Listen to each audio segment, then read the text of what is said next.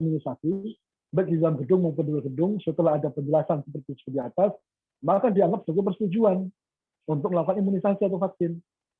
Jadi ini agak bertentangan dengan apa yang tadi disampaikan oleh Pak Budi ya, karena proses pemberian vaksin menurut pasal 32 Permenkes 12 itu, ya siapa saja yang dia datang di tempat pelayanan imunisasi, maka dia dianggap sebagai telah memenuhi informed consent.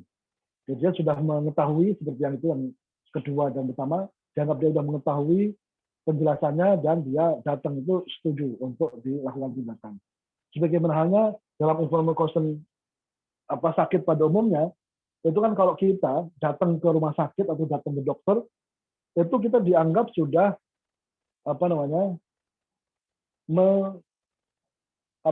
membuat perjanjian antara kita dengan tenaga kesehatan, dengan kita mendatangi dokter atau mendatangi rumah sakit.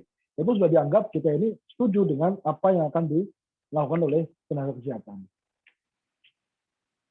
Itu kira-kira ya tentang imunisasi ini secara umum. Lanjut, Mbak.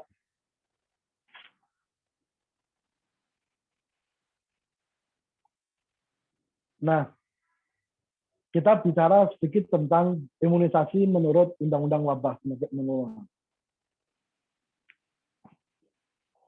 Jadi memang di dalam Undang-Undang Wabah Penyakit Menular itu diatur dalam bab 5 pasal 5 ayat 1 yang mengatakan bahwa pemerintah berupaya untuk melakukan penanggulangan wabah yang meliputi penyelidikan epidemiologis, pemeriksaan, pengobatan, perawatan, dan isolasi penderita termasuk karantina. C. Pencegahan atau pengebalan. Pencegahan atau pengebalannya artinya adalah imunisasi itu. Tetapi kalau kita lihat beberapa komen di media massa, dan saya kira yang komen ini bukan sembarang orang, bahkan ini ada Menteri Kesehatan, ada dokter, ada ahli epidemiologi, itu mengatakan bahwa vaksin COVID-19 itu tidak menjadikan kita ini superhero, tidak menjadikan kita ini kebal, tidak menjadikan kita ini imun, sehingga kita harus menjaga 5M atau 3M atau 4M gitu. Artinya kalau tujuan sesuai dengan Undang-Undang Penyakit Menular itu untuk pengebalan, untuk pencegahan, tapi faktanya memang vaksin COVID ini tidak memenuhi dari ketentuan itu. Karena vaksin COVID meskipun sudah diberikan juga tetap saja beberapa orang yang sudah divaksin itu juga terpapar vaksin COVID. Lanjut, Mbak. Nah, ini adalah peraturan yang tadi pagi sudah saya uraikan bahwa ketentuan tentang vaksin COVID ini diatur oleh Perpres 14 tahun 2001 dan Permenkes nomor 10 tahun 2021. Hanya saja yang sekarang ini digembar-gemborkan, yang sekarang ini ditunjukkan ke publik adalah yang Perpres 14 tahun 2001 saja, yang Permenkes nomor 10 2001 ini tidak ditunjukkan alias disimpan gitu ya. Karena yang menakutkan ini hanya Perpres 14 2010 saja. Kalau Permenkes ini adalah sesuatu yang memberikan ruang kepada masyarakat untuk mau atau tidak mau, sedia atau tidak sedia untuk divaksin. Makanya beberapa tulisan, surat edaran, pengumuman-pengumuman yang banyak di-share itu hanya mencantumkan Perpres nomor 14 2010 saja, tidak mencantumkan Permenkes nomor 10 tahun 2021. Padahal tidak semua orang itu bisa dijadikan sebagai sasaran penerima vaksin, sehingga jika tidak menjalankan vaksin maka dia akan ditunda atau dicabut pelayanan bansos, jaminan sosial, dan pelayanan aktivitas pemerintahnya. Tetapi untuk menjalankan itu atau menerapkan itu perlu diperhatikan Permenkes nomor 10 yang memberikan mandat kepada menteri untuk bagaimana cara menetapkan atau mendata seseorang itu wajib vaksin atau tidak. Antara lain, seseorang itu akan didata dan ditetapkan sebagai wajib vaksin COVID apabila ia sudah memenuhi kriteria penerima vaksin dan dia menunjukkan atau menyampaikan kesediaannya sebagai penerima vaksin COVID. Itu yang yang diatur ya dalam Perpres 14 tahun 2021. Lanjut, Mbak. Nah, ini yang diatur ya. Jadi setiap orang ditetapkan penerima vaksin baru wajib. Yang ditetapkan itu jika tidak menyelesaikan, maka dia akan kehilangan, ya. Akan ditunda penundaan penghentian bantuan sosial dan jaminan sosial, dilakukan penundaan atau penghentian pelayanan administrasi pemerintahan, dan yang C adalah denda.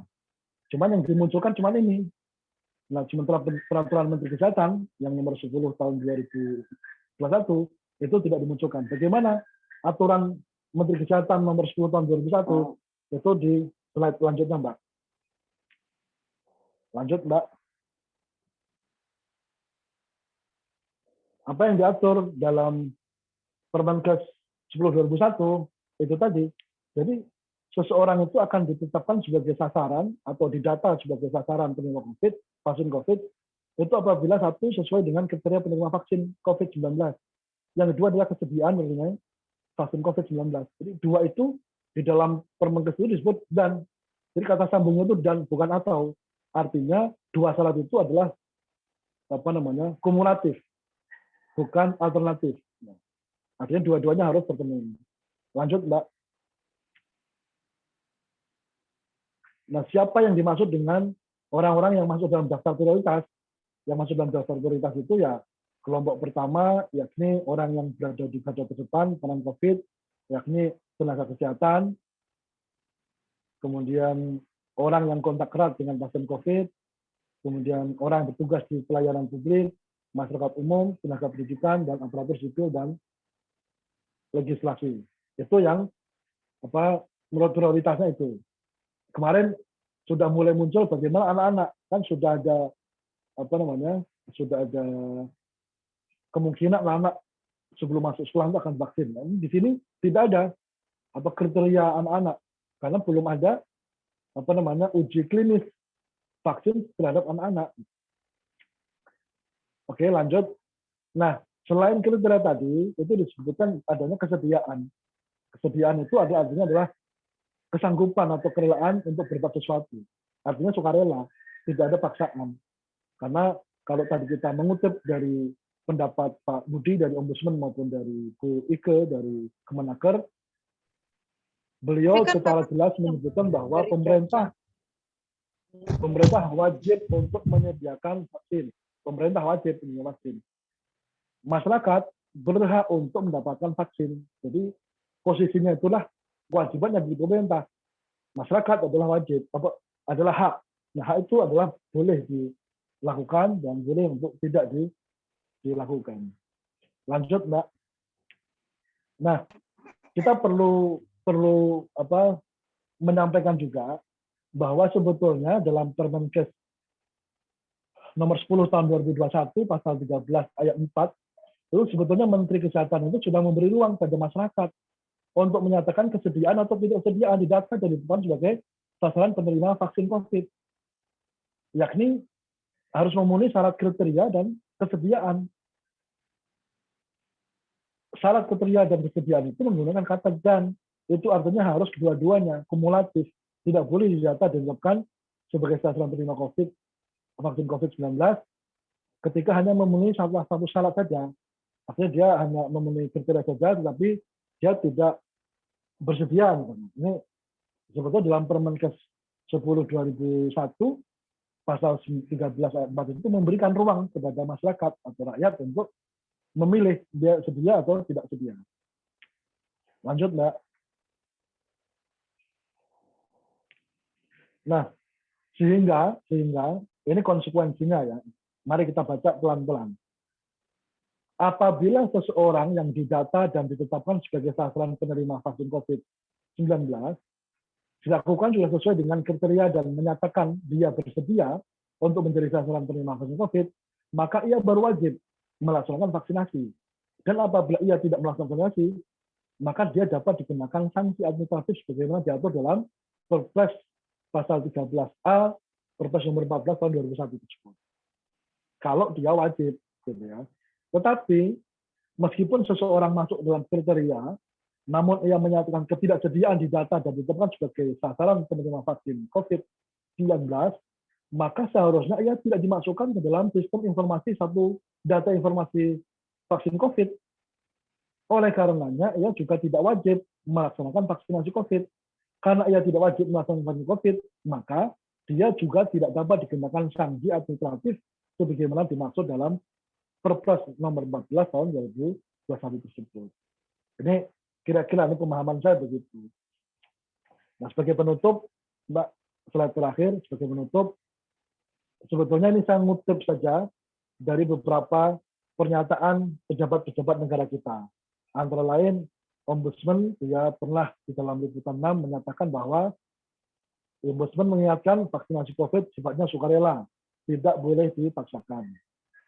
Sementara ID sendiri dia menyatakan bahwa warga tak boleh dipaksa, harus konsen saat divaksin.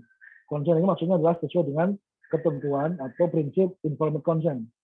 Artinya tenaga medis dia tidak boleh serta-merta melakukan tindakan medis tanpa persetujuan dari pasien atau orang yang mau dilakukan vaksinasi tersebut. Dan beberapa ahli-ahli yang lain itu menyebutkan begitu. WHO pun juga mengatakan penggunaan vaksin tidak dapat dipaksakan agar pemerintah melakukan pendekatan persuasif. Jadi sanksi bagi penolak vaksin COVID kontraproduktif dan langgar HAM. Jadi banyak pejabat-pejabat negara kita yang sudah bersuara sebetulnya tentang pelaksanaan vaksin COVID itu yang tidak boleh dipaksakan itu. Bahkan penerapan sanksi pun juga harus dihindari. Nah, kira-kira begitu Bapak Ibu sekalian pengantar saya. Nanti dilanjut dengan diskusi. Terima kasih. Assalamualaikum warahmatullahi wabarakatuh. Terima kasih. Waalaikumsalam warahmatullahi wabarakatuh, Pak Slamet.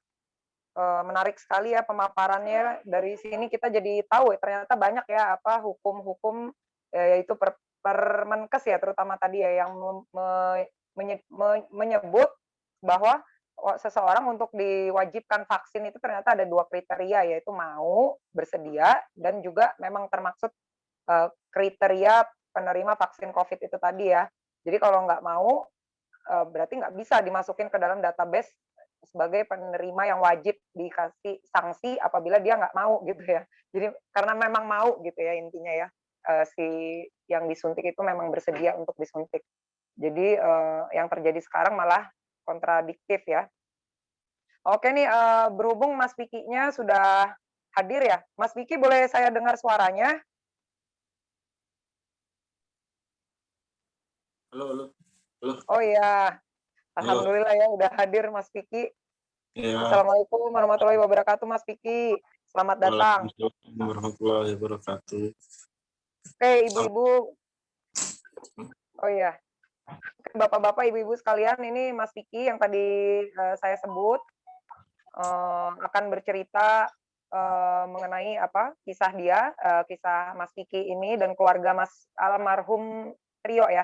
Jadi almarhum Mas Trio ini Trio Firdaus, Fauki Firdaus sebagai adik dari Mas Vicky ini telah meninggal dunia pasca vaksinasi AstraZeneca dari kantor almarhum Mas Trio, yaitu beliau karyawan dari PT Pegadaian Cibubur ya, Mas Vicky begitu ya.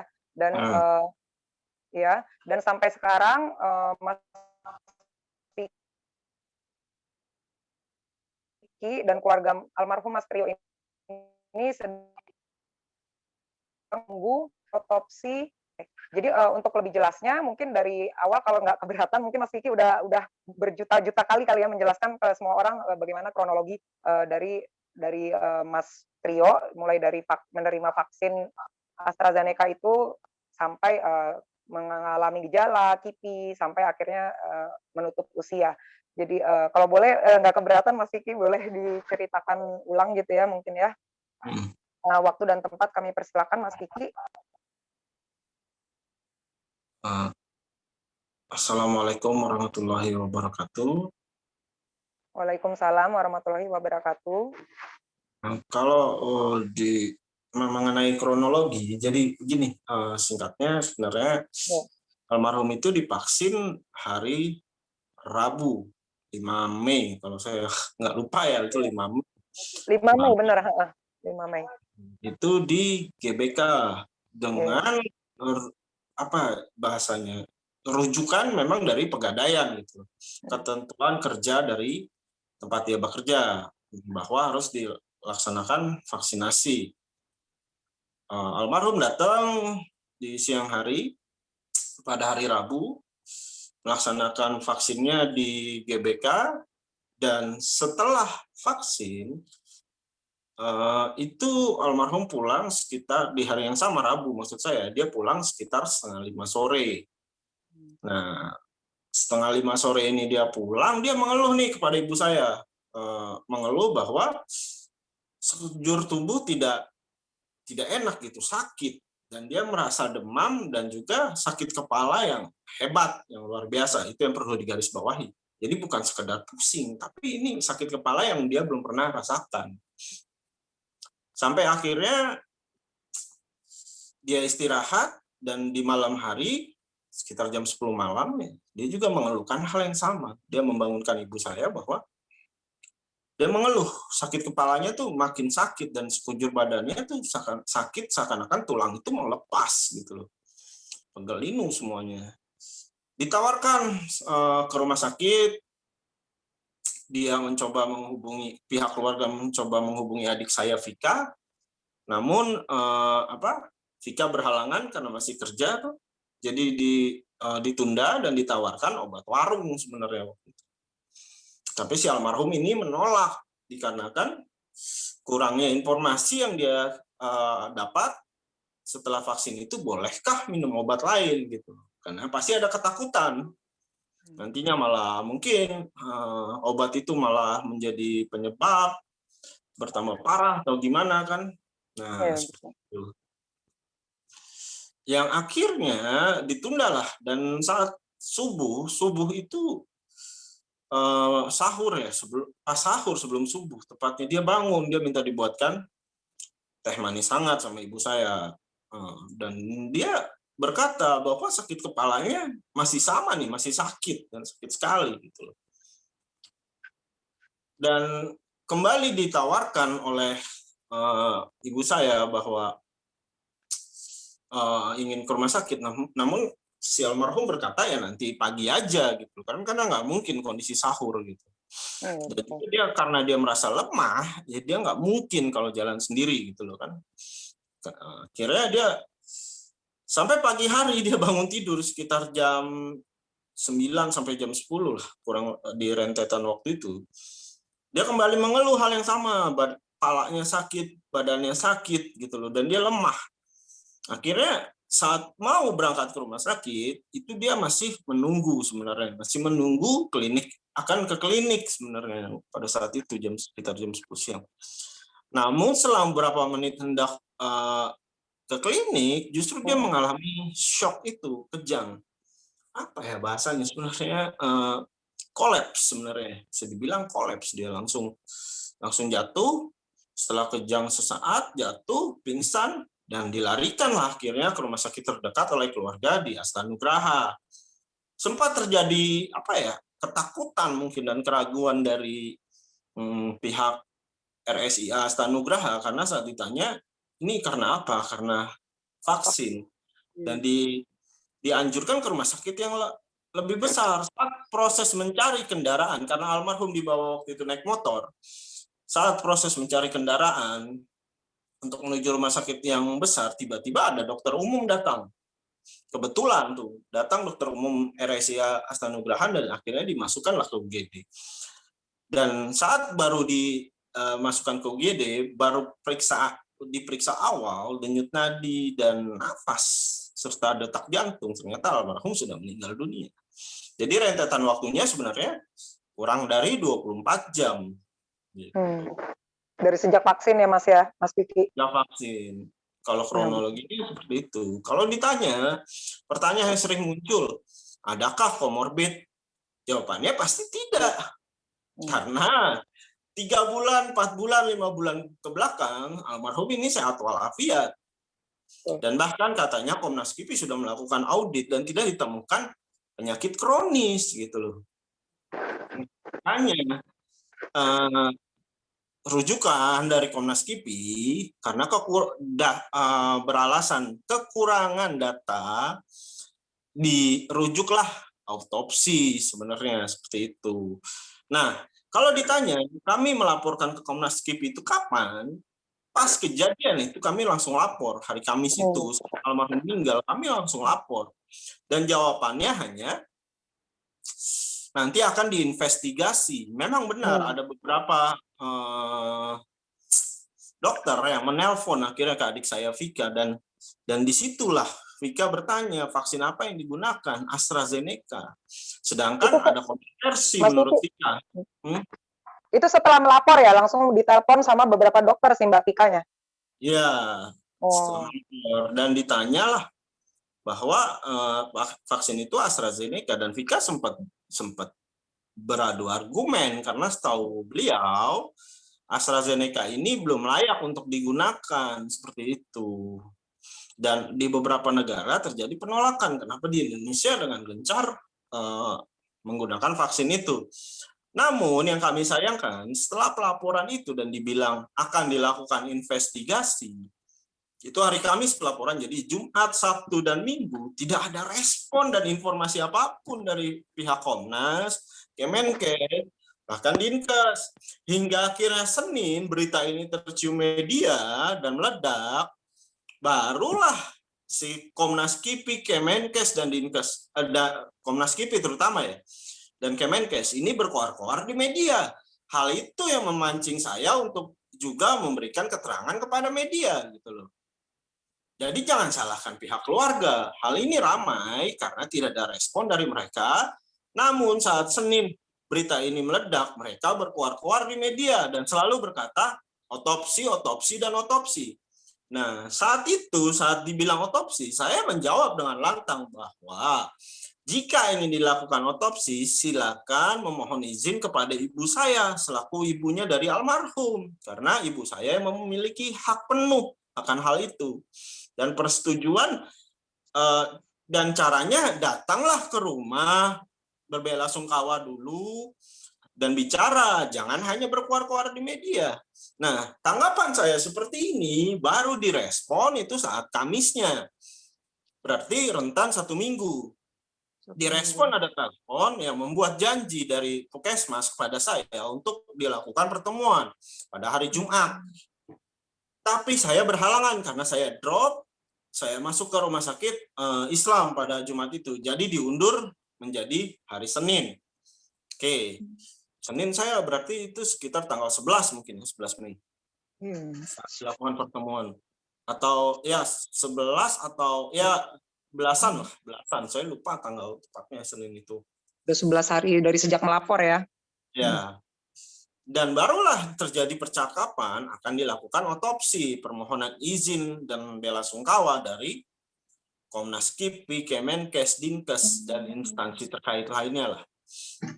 Nah, yang kami sayangkan lagi, setelah pertemuan itu, kami masih harus menunggu jeda sekitar 1 minggu untuk baru dilakukan pengangkatan jenazah. Nah, hal ini sangat lambat.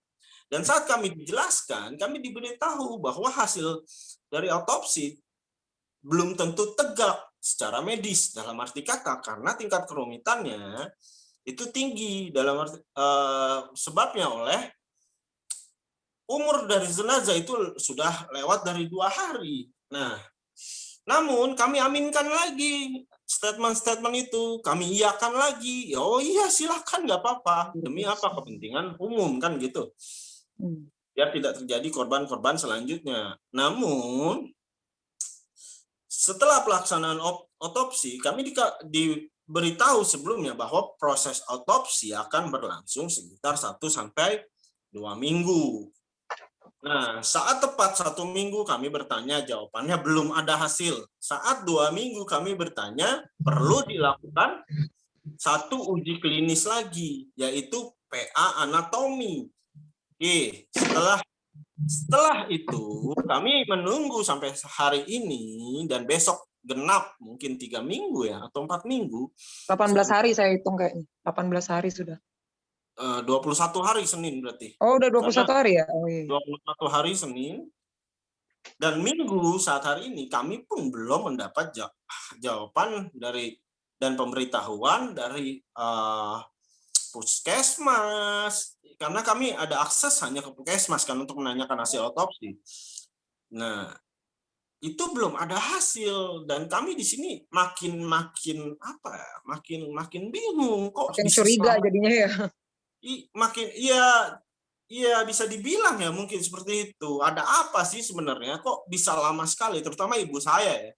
Karena ibu saya merasa bahwa dia sudah mengizinkan jenazah anaknya sudah tenang, dibelek, diambil sampel organnya untuk diteliti, namun sampai saat ini tidak ada hasil. Jadi kan terkesan percuma gitu loh. Jadi dia merasa kembali tidak ikhlas gitu loh. Hal-hal seperti itu yang sebenarnya kami tidak dipuaskan oleh Komnas KIPI, Kemenkes, Dinkes, dan bahkan mungkin pihak pemerintah pusat sekalipun gitu loh. Jadi seakan-akan almarhum adik kami ini seperti anak ayam yang sudah meninggal ya sudah dibiarkan menjadi bangkai gitu loh. Padahal keluarga kami sangat mendukung program vaksinasi. Terbukti bahwa kami selalu berkoordinasi dengan RT, RW, Satgas COVID, kapan akan dilaksanakan vaksin. Dan bahkan almarhum sendiri melaksanakan vaksin gitu loh. Walaupun memang sejujurnya ada keraguan gitu loh. Karena vaksin ini belum jelas asal-usulnya. Nah, tingkat keselamatannya berapa persen, hasil uji labnya pun kan belum selesai gitu loh. Nah seperti itu mungkin yang bisa saya sampaikan. Jadi misalnya dari Mas Vicky kan Kamis, Mas Trio itu Kamis ya udah tiada, langsung melapor ya padahal ya. Langsung lah. Di nomor telepon yang katanya kan aku nonton di ini nih, nonton di media waktu diwawancara Rosiana Silalahi ya. Itu katanya nggak langsung nelpon yang di nomor telepon yang di situ, padahal nelpon ya. Jadi saat kejadian tuh nelpon ya. Begini sebenarnya klarifikasinya. Nomor yang dimaksud itu dicarinya di mana? Pihak keluarga pertama nggak pernah tahu karena belum ada yang vaksin selain almarhum. Yang kedua, kita cari di berkas file handphone, dompet, itu tidak ada kartu yang dimaksud berisikan tertera juga nomor Komnas KIPI. Untuk inisiatif dari kami menanyakan kepada pihak Pegadaian, nomor mana yang kami bisa hubungi. Akhirnya dikasih 2 nomor.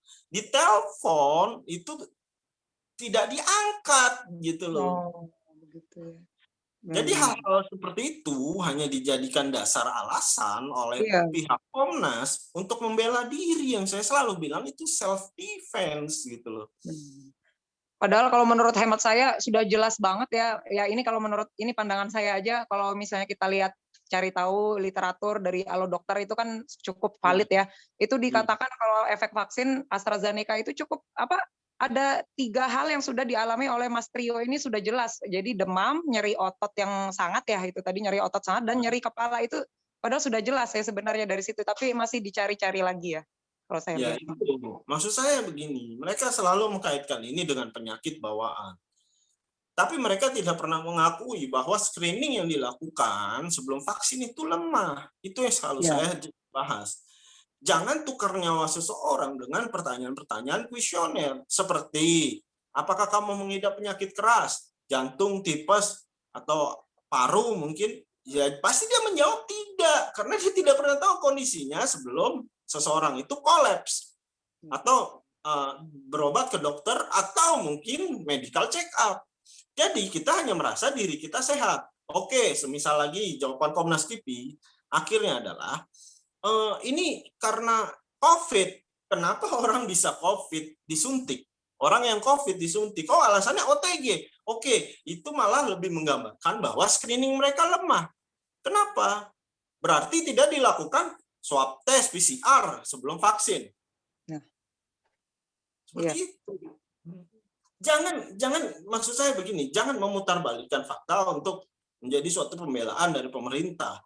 Dalam arti kata ya sudah akui, iya screening itu akan kami perbaiki, kami lemah. Oke, semisal next kami akan adakan swab PCR. Jadi setiap peserta vaksin itu tidak OTG, jelas bahwa dia sehat. Oke, jadi kalau pun akhirnya OTG, berarti yang perlu disalahkan Proses si pengada tadi. program, bukan screening, pengada program vaksin tersebut. Kenapa? Berarti terjadi kerumunan yang akhirnya menimbulkan COVID diderita oleh para peserta vaksin, gitu loh. Kalau seseorang seperti Habib Rizik aja ditahan, berarti siapa yang mau disalahkan? Ketika seorang yang datang vaksin berkerumun dan akhirnya terjangkit COVID. Nah, hal seperti itu yang menurut saya kok jadi dibikin abu gitu loh. Sudah terlihat tapi dibikin lagi abu-abu. Ya mungkin itu dulu. Mas Vicky, saya mau bertanya, apakah selama ini keluarga almarhum Trio pernah menerima nggak tawaran bantuan dari ya mungkin pihak perusahaannya Mas Trio atau pemerintah terkait santunan KIP itu ada nggak? Yang setelah digembor-gemborkan tadi ya masuk media tadi kan mereka langsung maksudnya langsung mengucapkan duka cita gitu-gitu. Nah itu apakah ada santunan atau bantuan atau apa? Tidak ada sama sekali pembicaraan mengenai santunan, bantuan, itu tidak ada. Dan kalau ditanyakan bentuk tawaran bantuan, ada dari pihak Pegadaian yang ingin surat menyurat terhadap negara. Tapi sampai saat ini pun itu hanya omong belaka. Kami tidak pernah menerima surat secara langsung dari pihak Pegadaian bahwa sudah nih ini suratnya yang kami kirimkan kepada negara. Itu tidak ada pemberitahuan seperti itu. Jadi hanya tawaran dan apa ya omongan belaka yang saya bilang hanya suatu empati yang tidak bisa dilakukan sebenarnya. Jadi kalau bantuan, demi Allah 0% pun kami belum menerima dari pemerintah. Jadi dari Pegadaian sendiri memang belum melayangkan surat atau udah, tapi dari pemerintahnya ya seperti biasa mengulur-ngulur seperti itu atau bagaimana? Saya tidak tahu karena pihak Pegadaian harusnya mengirimkan draftnya kepada keluarga sebelumnya, gitu loh. Berarti ini vaksin pertama ya Mas Trio-nya itu ya? Benar, bukan vaksin pertama. Oh, karena saya lihat ada vaksin kedua gitu. Vaksin pertama ya? Vaksin pertama. Oke. Terus ketika menunggu hasil otopsi itu Mas Vicky-nya yang berusaha nanya apa dari pihak mereka ada ngubungin atau dari keluarga Mas Vicky sendiri terus-terusan follow up gimana nih follow up-nya gimana gitu? Ya selalu pihak keluarga Mbak. Mereka kalau nggak ditanya ya adem. Ya diadem. Iya. Padahal kalau dari dijanjikan 2 minggu. Oke, jadi dijanjikan seminggu, molor 2 minggu, sampai sekarang itu udah 3 minggu jadi ya Mas Vicky ya? Ya, Senin sih tepatnya ya. Senin. Senin itu 21 hari ya. Iya, Senin depan itu ya. Oke ya, kan hari kerja Senin ya. Iya, betul-betul. Nah, gini nih Mas Trio, apabila nih hasil otopsi Mas Trio, jika ya ini berandai-andai hasilnya ternyata mereka bilang Mas Trio ini meninggal tidak disebabkan oleh vaksin. Apakah keluarga akan menerimanya dengan lapang dada atau bagaimana gitu? Ya begini, kalau tidak meninggal karena vaksin, karena apa? Oh, kena serangan jantung. Oke, penyebab serangan jantungnya apa? Harus ada alasan. Buat apa diotopsi kalau nggak dapat alasan? Oh, dia COVID. Oh, kenapa dia bisa COVID? Sedangkan seharusnya pasien COVID tidak bisa disuntik vaksin. Oh, dia sakit panu. Oh, kenapa tiba-tiba panu itu muncul? Sebelumnya dia tidak pernah sakit panu atau kurap. Berarti pemicunya apa? Kan sesimpel itu. Semisal begini, Mbak.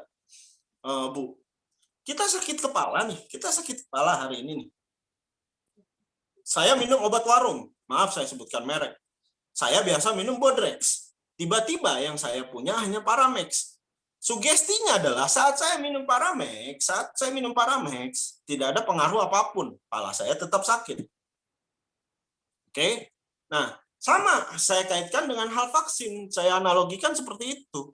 Vaksin itu tidak bisa diterima oleh setiap orang keseluruhan. Kondisinya, tubuhnya tidak akan sama. Respon dari tubuh kepada cairan tersebut pun berbeda-beda. Jadi kan banyak yang bilang, saya divaksin AstraZeneca, sehat walafiat sekarang. Ya iya, karena kondisi tubuh seseorang menerima suatu obat, itu responnya berbeda. Seperti itu. Jadi kalau dikatakan, oh dia tiba-tiba jantung, dia tiba-tiba paru kronis, dia tiba-tiba kanker. Kenapa? Pertanyaannya, bisa disuntik vaksin. Itu yang pertama. Yang kedua, kenapa kanker ini muncul saat dia mau vaksin? Sedangkan sebelumnya dia tidak pernah kanker, dia tidak pernah sakit paru, dia tidak pernah jantung, ada riwayat jantung. Tapi tiba-tiba muncul saat disuntik vaksin. Pertanyaan-pertanyaan itu yang akan ditanyakan dengan jelas kepada pihak pemerintah dari keluarga setelah hasil itu keluar. Ya mungkin bisa dilanjut, Bu. Oke. Turut sedih juga ya, dan agak shock juga dengar ceritanya Mas Vicky ini. Begitu kontradiktifnya kejadian di lapangan dengan kejadian dengan yang SOP lah yang biasa selalu digulirkan di media ya. Karena kalau di media kayaknya kalau saya nggak salah ada santunan untuk, bahkan Presiden Jokowi sendiri kalau nggak salah ya ada di media itu ngomong kalau yang sampai hilang nyawanya itu akan ada kompensasi besar untuk itu. Ya, dan juga di peraturan juga kan sudah ada ya sebenarnya ya. Ya pemerintah mungkin lagi bingung ya Mbak, kalau yang melapor meninggal itu 100 orang, satu orang misalnya santunannya kita anggap 50 juta, berarti negara sudah ngeluarin harus berapa uang, berapa rupiah yang harus dikeluarkan, kan seperti itu. Sedangkan negara kita di berita aja baru aja minjem uang lagi, kan gitu. Berarti kan kas negara ini tidak balance. Nah, sehingga dia bilang harus menanggung vaksin ya, akibat kipi dari vaksin meninggal dunia dapat santunan. Ya itu hanya menenangkan dan meyakinkan hati masyarakat. Oke, kamuflasenya seperti apa? Nanti kalau ada yang meninggal bilang aja dia OTG. Ya, atau ada yang meninggal bilang aja dia kena serangan jantung. Kalau ada yang meninggal bilang aja hipertensi. Kesannya mudah gitu ya mencari alasan. Ya bukan, Mbak. Ini settingannya sudah terlihat. Dari 200 kasus pelaporan yang meninggal dunia, ya, yang masih dianalisa hanya adik saya. Oke, dianalisa dari seminggu ke 2 minggu dan akhirnya ke 3 minggu. Berarti kenapa kok bisa lama? Saya kira dokter RSCM otopsi itu sudah ratusan mayat mungkin ya. Hanya almarhum yang lama untuk diotopsi. Sedangkan misal kasus-kasus besar kayak Munir, kasus pembunuhan sianida, kasus itu cepat kan ditemukannya gitu loh. Tapi kenapa dengan adik saya yang diduga akibat vaksin, tapi kok lama berlarut-larut? Berarti ada hal mungkin saya bicara di sini yang ditutup-tutupi. Mungkin seperti itu, Mbak. Senang sekali kami mendengar Mas Vicky mau terbuka ya dengan kami semua yang ada di sini, karena kami di sini juga banyak sekali orang tua yang anaknya sudah tiada ya terduga akibat efek samping dari vaksinasi itu sendiri. Ya makanya kita berkumpul ini supaya saling menguatkan dan supaya ayo kita tuh sebenarnya pengen ngomong, ayo Mas Vicky maju terus gitu. Pokoknya cari keadilan sekuat yang tenaga yang Mas Vicky punya gitu. Itu seakan kita tuh sebenarnya mau ngomong itu gitu di sini ya. Karena kita ya seperti tadi Mas Vicky belum hadir ya, karena tadi Mbak Sally cerita kita tuh udah dari 2018 Mas untuk mendekati pemerintah dari udah 8 pemerintahan lah yang kita kunjungi dari MUI segala macam itu ya sampai sekarang ya masih ya seperti Mas Vicky alami aja gitu ya. Oke. Ya terima kasih banyak Mas Vicky. Tapi ini kita belum selesai ya Mas Vicky, ada sesi diskusi. Ini kita masuk sesi diskusi, mungkin ada pertanyaan ya dari para peserta Zoominar ini ke Mas Vicky atau ke Pak Selamat, silakan.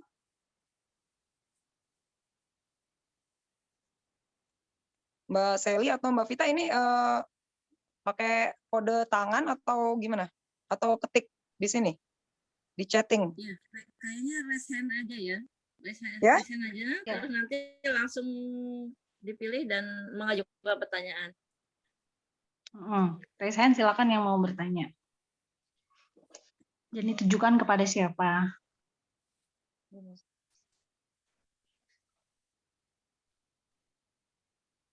Nih Mas Vicky, ini sebelum ada yang bertanya kita baca ini. Ini ada dari Mbak Woro yang berkata. Mbak Ike, ini ada Mbak Maiti Oh, ada yang sama mau- Mbak Ninik. Oh iya. Ya, gimana yang bukanya ya? Udah dibuka belum Mbak? Langsung aja Mbak Maiti. Oh, dulu. langsung aja. Assalamualaikum. Ya, waalaikumsalam. Silakan. Ini Meti dari Solo. Pengen tanya ke Pak Slamet mungkin ya. Ini saya kan di grup WA PKK itu kan diteror dengan sharing link untuk pendaftaran vaksin. Jadi Google Form itu. Nah, ini sebaiknya gimana Pak? Apa saya cuekin aja atau gimana? Soalnya ini bertubi-tubi gitu. Sejak sebelum puasa itu dulu giliran lansia. Sekarang sepertinya yang 50 tahun ke atas sampai berapa gitu. Nah, ini kira-kira gimana? Apakah saya cuekin aja atau bagaimana sebaiknya yang saya lakukan gitu. Soalnya ini amat sangat mengganggu gitu. Nah, takut saya begini, kalau sampai saya isi berarti kan saya dianggap bersedia dong dan saya harus datang di tanggal jadwal yang nanti akan ditetapkan gitu. Kalau pun saya cuekin, ya kemungkinan pasti nanti mungkin saya akan didatangi petugas gitu. Karena terus terang saya memiliki alasan yang kuat, yaitu saya sebenarnya qadarullah itu saya sudah merasakan mungkin yang dianggap sebagai KIPI untuk diri saya sendiri. Karena waktu pasca vaksin meningitis untuk umroh itu saya merasakan satu ya pokoknya keadaan yang saya yakin ini KIPI karena saya membandingkan cerita dari teman yang juga memiliki riwayat alergi dan asma yang sama dengan saya gitu. Makanya saya amat sangat menghindari, bahkan saya mungkin agak trauma kalau saya harus datang ke tempat vaksin gitu. Nah, itu gimana Pak kira-kira kalau apa yang sebaiknya saya lakukan? Apakah saya cuekin aja sampai saya didatangi petugas lalu saya jelaskan karena saksinya banyak waktu saya tepar di Mekah dan Madinah itu ada ketua rombongan, ada suami saya sendiri ataukah gimana gitu Pak? Selamat, mohon masukannya. Terima kasih.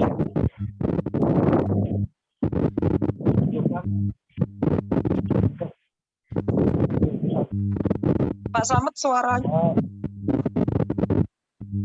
kayak. Halo. Halo. Iya. Halo. Bisa didengar nggak?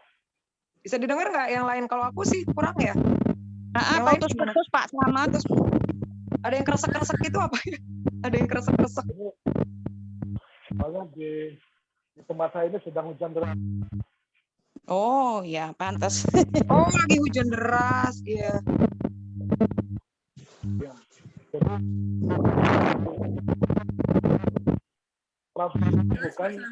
Kurang jelas, Pak Slamet, sorry.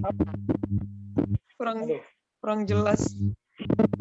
Coba ditunjukkan itu tadi Permenkes nomor 10 tahun 2001. Iya. Dengan saja bahwa semua orang itu wajib mengisi atau harus mengisi. Tetapi setiap orang itu diberi hak untuk mau atau tidak mau. Itu diatur oleh Menteri Kesehatan. Artinya kalau nanti kita dipaksa untuk ikut vaksin itu juga dia melanggar Permenkes nomor tahun 2021 juga. Menurut saya tidak usah diisi, justru kita saja atau Permenkes nomor 10 tahun 2021 itu bahwa dalam penerima vaksin COVID itu ada sesuai dengan kriteria itu adalah atas kesalahan dari penerima vaksin. Jadi aturan itu resmi dibuat oleh Menteri Kesehatan, artinya petugas bawah yang mendata tunduk pada itu, peraturan Menteri Kesehatan itu, dan dia tidak boleh melanggar. Itu Bu, kira-kira Bu. Oke, jadi intinya nggak usah diisi ya Pak ya? Ya. Karena hak, jadi Ibu Ya. bisa Oke, terima kasih Pak. Terima kasih. Udah cukup Mbak Rika? Oh iya, Nggih, terima kasih Mbak Meti udah jelas ya. Oke, makasih Pak Slamet. Berikutnya pertanyaan, ada siapa lagi? Assalamualaikum Mbak. Ya, silakan. Waalaikumsalam. Ini Mbak mau nanya sama Mas Vicky. Oke. Kan itu dia divaksin itu kan atas surat edaran dari perusahaan ya, dari Pegadaian. Otomatis kan itu sifatnya gimana, wajib atau gimana gitu? Apakah ada pemaksaan di PHK kalau tidak divaksin atau gimana? Nah, kalau seandainya sudah kejadian KIPI, apakah dari pihak perusahaannya itu ada tanggung jawab terhadap Mas Trionya gitu? Mas Trionya apakah diberi santunan dari perusahaannya ataukah lepas tangan sama sekali, nggak ada urusan sama sekali dengan kejadian KIPI dari Mas Trio itu? Makasih Mbak. Makasih Mbak. Silakan Mas Vicky. Jadi begini, kalau ditanya wajib atau tidak, pihak Pegadaian berargumen bahwa mereka juga menjalankan program dari pemerintah. Sehingga untuk melindungi setiap karyawan yang bekerja di sana, maka dilaksanakanlah program vaksinasi. Kalau dalam bentuk santunan berupa uang ya, kita bicara di sini, itu hanya sekedar uang layak, uang bela sungkawa. Yang kami terima saat ada yang berbela sungkawa, oh ini dari Pegadaian ini ya, mungkin patungan atau bosnya langsung saya tidak mengerti, yang jelas itu hanya uang ngelayat bela sungkawa. Tapi kalau bentuk santunan atas kematian dari akibat vaksinasi ini kami tidak menerima, gitu loh. Jadi pun ada uang santunan dari Pegadaian Pusat senilai, saya bongkar di sini 5 juta rupiah, itu saya sendiri langsung yang menerima dan menandatangani. Dan itu hanya uang bela sungkawa. Ya kami tidak mungkin menukar nyawa adik kami dengan uang 5 juta rupiah, kan seperti itu. Itu yang pertama. Yang kedua, ada beberapa karyawan Pegadaian yang merupakan atasannya almarhum itu membantu hanya sekedar dalam semisal proses pencairan BPJS Ketenagakerjaan dan asuransi jiwa. Dan itu saya rasa memang haknya dari almarhum menerima itu gitu loh. Karena memang dijamin oleh BPJS kan. Ketika seseorang itu meninggal dunia, bisa diklaim bahwa uang yang disetorkan kepada BPJS nantinya akan dikembalikan, kan seperti itu. Ya, mungkin kalau bentuk bantuan lain, semisal, ayo Bu, kita fasilitasi bertemu dengan Kemenkes. Ayo Bu, kita Mas Vicky, kita fasilitasi dengan bertemu dengan Komnas KIPI, itu tidak ada sama sekali.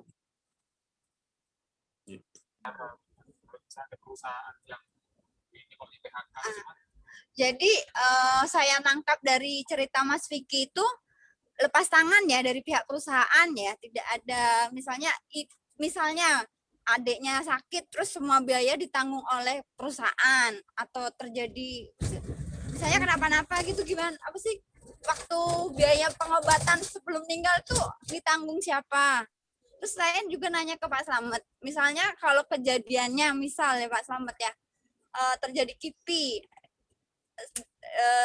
di perusahaan yang memaksakan vaksin itu, apakah perusahaannya itu bisa dituntut untuk mengobati, bertanggung jawab untuk mengobati sampai sembuh, atau bagaimana? Apakah nggak ada kekuatan hukum juga untuk menuntut perusahaan itu?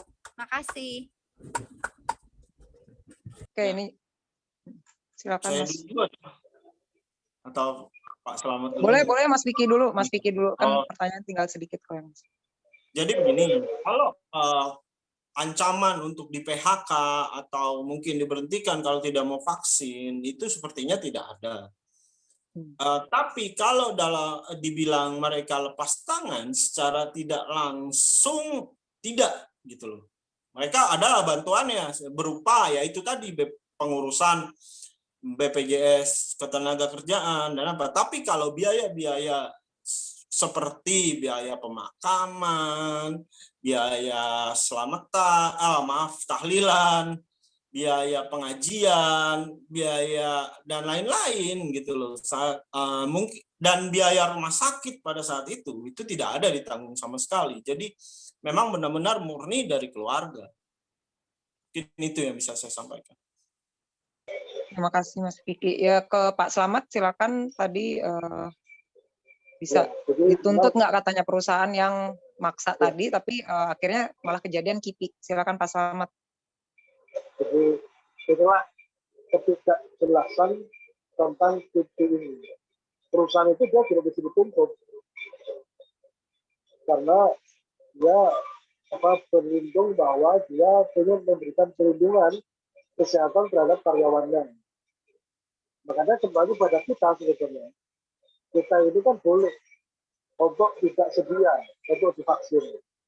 Maksudnya kalau kita sudah mengikuti apa yang diminta oleh perusahaan, itu artinya kita sudah concern, kita sudah setuju dengan vaksin itu, tindakan kedokteran itu.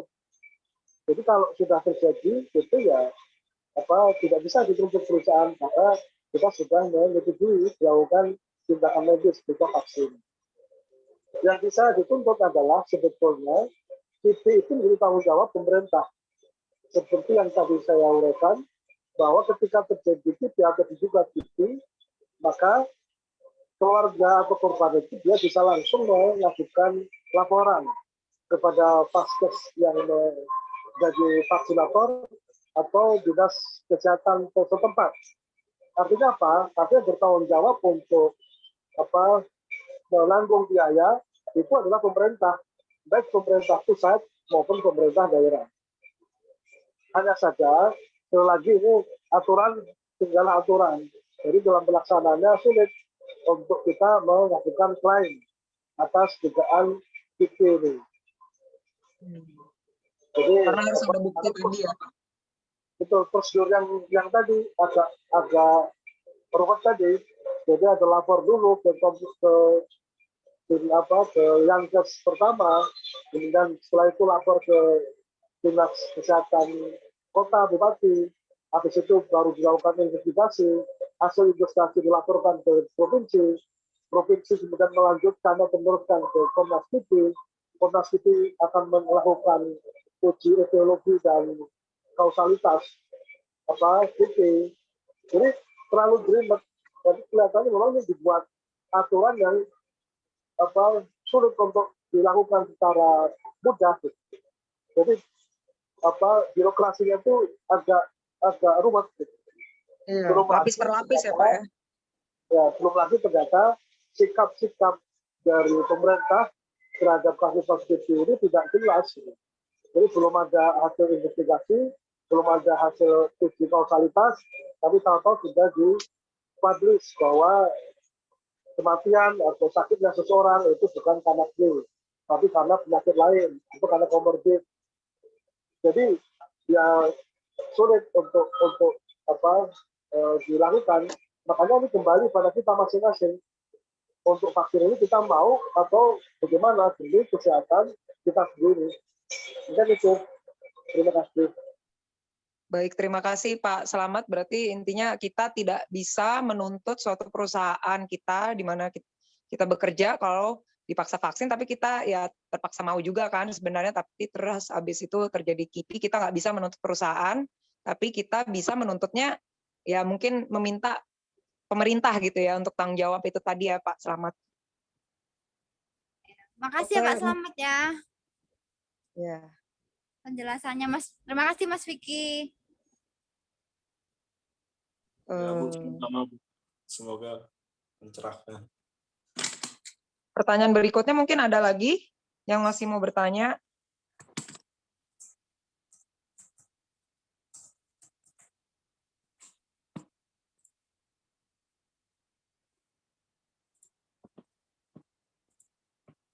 Udah nggak ada lagi ya yang bertanya ya? Ini Arthur, Mbak. Arthur Gimana Mbak Tiaflek Soli? ini. Arthur So- Tiaflek ini banyak nanya. Arthur. Ya, kenapa Mbak Seli? Yang Arthur ini mau tanya kan? Oh Arthur, iya silakan Pak Arthur.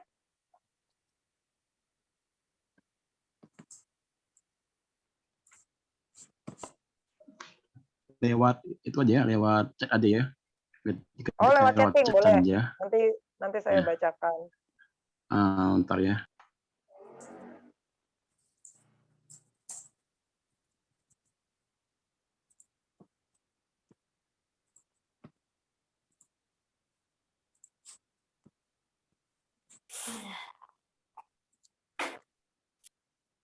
Kayaknya.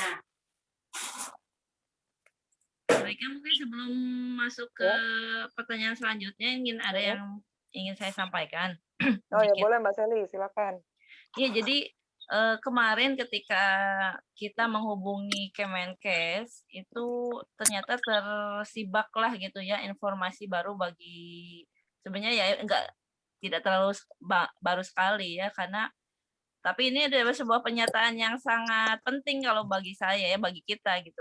Jadi Kemenkes bilang seperti ini, Mbak, kami terus terang tidak apa ya ibaratkan tidak pede gitu ya ingin menjadi pembicara di acara Zoominar Mbak itu karena pemerintah sendiri itu belum memiliki prosedur pelaporan KIPI dan juga klaim KIPI. Jadi kalaupun Kemenkes hari ini hadir, mereka menyatakan bahwa itu adalah hanya pernyataan pribadi, bukan dari pemerintah gitu karena pemerintah sendiri tidak memiliki aturan pelaporan KIPI dan klaim itu gitu. Nah itu yang sangat saya garis bawahi ya ternyata memang pemerintah juga belum memiliki prosedur ke sana gitu dan saya pikir ini juga tugas kita bersama ya jadi bukan hanya tugas Kemenkes atau pemerintah pusat ya atau DPR tapi kita sebagai masyarakat juga harus mendorong pemerintah dan khususnya DPR juga bahwa mereka mau membuat peraturan ya tentang vaksin COVID yang harus wajib lah inilah itulah. Tetapi mereka juga harus membuat peraturan terhadap pelaporan KIPI dan juga klaim KIPI itu gitu. Belum lagi nanti dananya dari mana itu terserah mereka sih ya menurut saya. Tapi itu adalah yang harus kita garis bawahi ternyata ketika kemarin kita komunikasi dengan Kemenkes tuh sebenarnya dalam tanda kutip mereka tuh bingung dan juga gimana ya memang belum ada prosedurnya gitu terkait pelaporan KIPI dan klaim itu seperti itu. Mungkin baiknya Pak Arthur silakan ini ada pertanyaan. Oh ya ada yang bertanya silakan. Silakan yang mau bertanya. Ya, yang mau bertanya silakan. Oh, yang tadi Pak Arthur ya. Ini aku bacain ya. Kata Pak Arthur, aku memiliki pemikiran bagaimana kalau kita menggalakkan cuci hidung sehat, apalagi sebelum swab, dan itu ilmiah. Oke, ya ini menyangkut apa namanya? Terapi seperti itu ya, terapi kesehatan ya. Mungkin kita belum masuk ke situ ya, tapi ya itu usulan yang bagus ya Mas Arthur ya, untuk mungkin sebelum di swab cuci hidung sehat ya. Tapi belum ada yang bisa membahas itu ya di sini, belum ada yang berkapasitas untuk menerangkan terapi cuci hidung tadi. Yang lain ada yang lagi yang bertanya?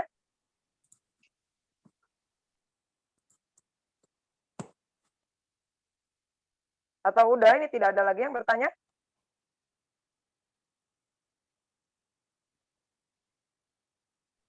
Nggak ada ya. Udah nggak ada ya? Oke, Mbak Mbak, Rike, ya. Meti ini Mbak, nggak Oh iya, usul iya. aja minta surat contoh surat penolakan gitu loh, yang kira-kira memaktub undang-undang yang kuat lah gitu, yang semisalnya kayak saya yang udah pernah mengalami KIPI atau punya riwayat alergi berat dan asma gitu. Nah, kira-kira bisa nggak gitu dibuatkan contohnya gitu. Nanti kita share di grup WA atau Telegram gitu. Ya, Terima karena kasih. terima kasih, Itu Mbak usulan. Meti. Ya. Ya, Yang karena soalnya kalau saya lihat yang beredar selama ini kan masih kacau gitu loh, dari tata bahasanya juga, dari urutan-urutan undang-undang apa-apa gitu yang sudah banyak beredar itu.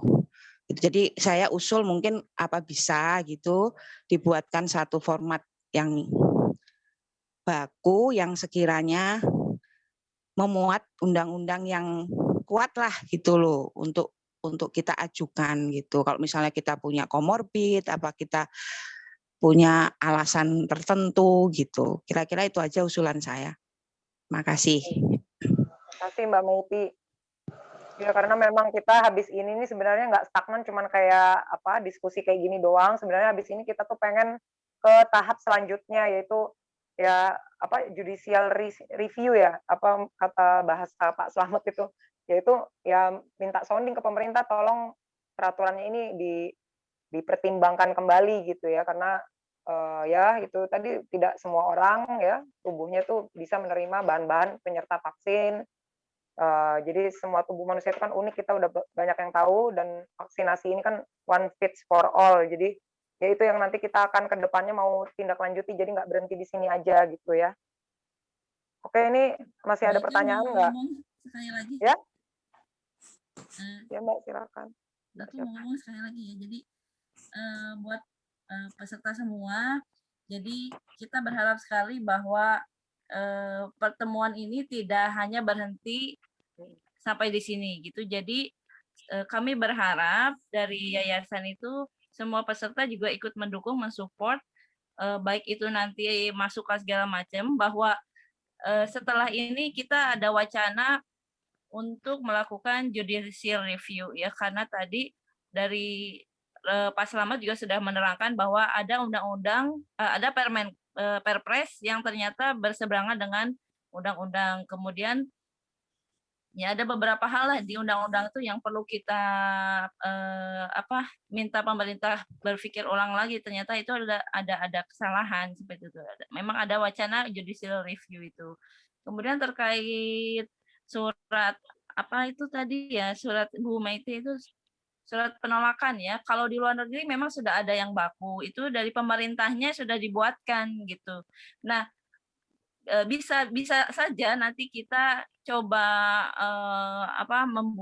membuat ini sendiri dulu ya, nanti baru kita ajukan ke pemerintah terkait surat penolakan itu, karena kalau di luar negeri itu memang sudah ada form penolakan gitu, baik itu penolakan baik karena misalkan halal haram atau agama, religion itu, atau memang karena penyakit gitu ya, comorbid itu gitu. Jadi memang kita bisa belajarlah nanti dari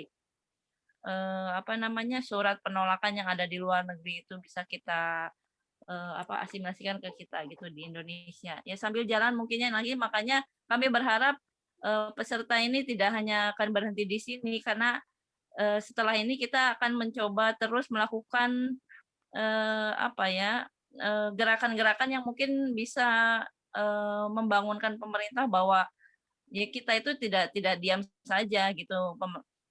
Masyarakat itu juga ya selalu melihatlah gitu kinerja pemerintah seperti apa terkait korban-korban KIPI dan pelaporan ini gitu. Jadi yang kami harapkan nanti peserta juga melihat progresnya gitu. Karena yayasan ini juga berdiri bukan hanya untuk para korban, tapi juga untuk orang-orang yang aware terhadap keamanan vaksin. Kemudian yang terakhir saya minta tolong kepada Mas Vicky untuk jangan sampai lelah gitu ya, karena kami pun yang sudah hampir 3 tahun terus-terusan ya menyuarakan tentang KIPI ini, kemudian kami terus terang saya pribadi ya, secara yang dulu pernah melapor ke sana kemarin itu sangat bahagia sekali gitu, karena ada korban yang mau speak up gitulah, bahwa ini loh keluarga saya meninggal karena vaksin gitu ya. Nah itu jadi kita benar-benar sangat mendukung Mas Vicky dan keluarga untuk terus melakukan apa ya, upaya-upaya kepada pemerintah memperjelas tentang meninggalnya Mas Trio gitu. Dan kemudian kami juga menawarkan sebagai yayasan di sini edukasi, kemudian ikhtiar pengobatan dan advokasi gitu. Jikalau memang nanti ada hal-hal yang mungkin yang membuat Mas Vicky berhenti atau seperti apa gitu, nanti bisa konsultasi dengan kita jalan bareng-bareng lah. Insya Allah akan kami dukung perjuangannya Mas Vicky sekeluarga gitu untuk mencari keadilan itu. Ya tidak hanya untuk Mas Vicky, saya pikir Mas Vicky itu kalau saya bilang sebagai ikon ya, ikon korban yang berani speak up gitu, bahwa korban itu jangan takut gitu, jangan takut bicara bahwa dia itu meninggal atau sakit karena vaksin, tapi suarakan gitu. Jangan sampai karena orang Indonesia takut, malu, misalkan nanti jenazahnya tidak tenang, kan kita mah di Indonesia mah begitu kan biasanya. Jadi Mas Vicky tetap semangat, insya Allah kita terus mendampingi Mas Vicky dan keluarga, insya Allah jika kami bisa membantu ya itu insya Allah kan kita terus dan terus. Mungkin baiknya dari saya. Itu saja. Oke, terima kasih. Mas. Oke, terima kasih semangatnya juga. Mas Vicky, aku boleh nggak nanya satu lagi? Apa? Ya, ini kan dari kejadian yang ya kasus ini memang belum selesai ya kejadian ini. Yang baru divaksin itu kan Mas Trio doang ya dari keluarga Mas Vicky, keluarga besar Mas Vicky kan? Iya. Nah itu jadi pengen tahu gitu ke depannya tuh gimana kalau Mas Vicky sama keluarga besar lainnya jadinya berdasarkan dari kasus Mas Trio ini mau divaksin nggak atau ada nasihat untuk kita yang misalnya belum divaksin harus apa dulu gitu biar tidak apa ya dalam ya seperti itu. Kalau ditanya mau divaksin atau tidak, kita masih mau divaksin. Mungkin kita lebih hati-hati ya. Mungkin setelah keluar mungkin jadwal vaksin kita bakal keluarga kalau ada uang, ada rezeki bakal medical check up dulu. Ya minimal tes darah ya, memastikan gitu loh. Dan mungkin yang paling keras yang disampaikan oleh keluarga adalah tidak untuk AstraZeneca. Tidak untuk menggunakan vaksin AstraZeneca. Mungkin kalau jenis vaksin lain kita akan gitu. Cuman kalau memang disarankan AstraZeneca, kita akan menolak. Kenapa? Sudah ada traumatik mendalam dari keluarga tentang AstraZeneca.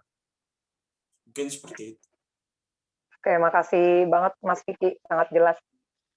Jadi nanti kan ini direkam ya, karena ini direkam dan akan diupload di YouTube.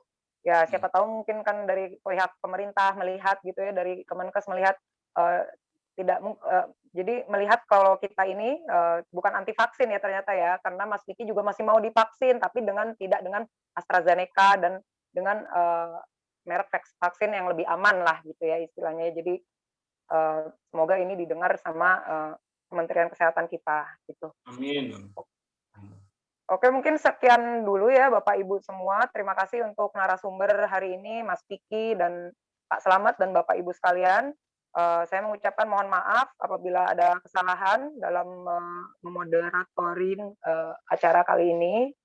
Nanti setelahnya kita diskusi di grup, kebetulan ada grupnya kan, mungkin tadi katanya akan ada diskusi lagi jam 7 ya dengan Mbak Penuh mengenai bagaimana tata cara menghindari KIPI, kejadian KIPI, atau jika setelah terjadi KIPI namun kita sakit gitu ya, apa perawatannya atau segala macam ya. Itu nanti akan jam 7 nanti akan umumkan di dalam grup aja ya setelahnya. Oke, Assalamualaikum warahmatullahi wabarakatuh. Terima kasih. Waalaikumsalam warahmatullahi wabarakatuh. Kita live dulu atau bagaimana? Iya, live dulu aja ya Mbak. Live dulu aja. Oke, terima kasih semuanya. Terima kasih semuanya.